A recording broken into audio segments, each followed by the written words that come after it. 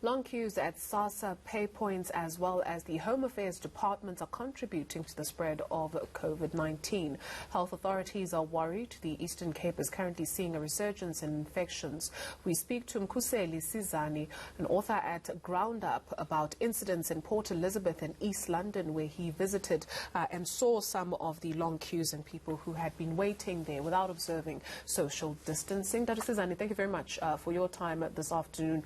Tell us what it is that you found when you went to the areas of Port Elizabeth and Eastern Cape where people were queuing.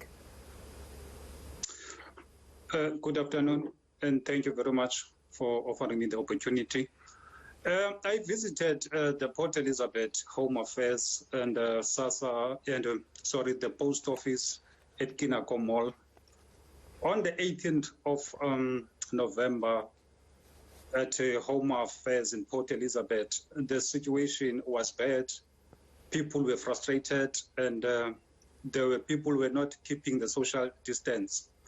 One of the things that were mentioned by the people at the Home Affairs, the applicants there at the Home Affairs, they said they've been frustrated because they've been turning back home every day because the system keeps on crashing.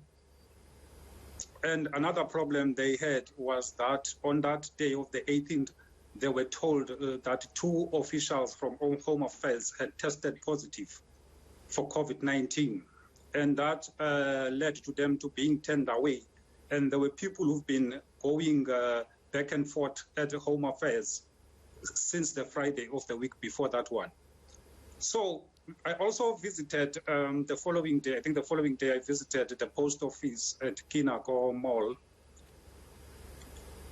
People there also were frustrated, complaining that they are hungry.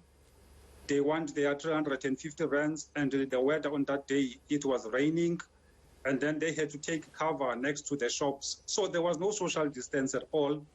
They also complained about the same thing, that they are always told that the system is offline, and some of them, they've been queuing there since 6 a.m. Some were even sleeping there overnight just to make sure that they get the services, and they are the first ones on the queue. So that was the situation. You rightfully mentioned that some people come in very early and queue up, some of them from as early as 5 a.m. to be able to get either their ID documents or their social grants. Did you have an opportunity to speak to either the Department of Home Affairs or Sassa about the situation? Yes, I spoke to the provincial spokesperson of the Department of from Sassa, Mr. Luzugo. He said they were very concerned with the lack of social distancing when people are queuing on those lines at the post office. But the problem that they are experiencing is that they devised the plan before whereby people could get their social grants without even visiting the post office, either using the bank system. But what they've noticed is that many people had no banks,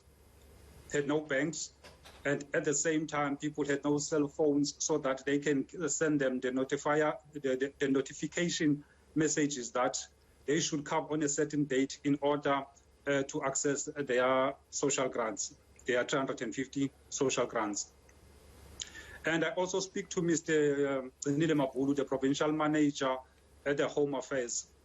He said they were experiencing problems of the system always was crashing, was giving them the problems, and that was beyond their control. And the people were just panicking because they are frustrated. They've been queuing there for a very long time. Some have been even going there about 4 times without getting any service. That's what I got from the people on the ground. When you spoke to people in terms of why it is they're not wearing a mask, perhaps, observing social distancing, as you mentioned, on the day that it rained could be a little bit difficult, but why is it that they are not wearing their masks? Do they not have? People do have masks. Some of them, they even told me that when you are hungry, you can't wear a mask. What is more important to them is to get the money. And thank you very much for your time. Mkhuseli Sizani, author at GroundUp.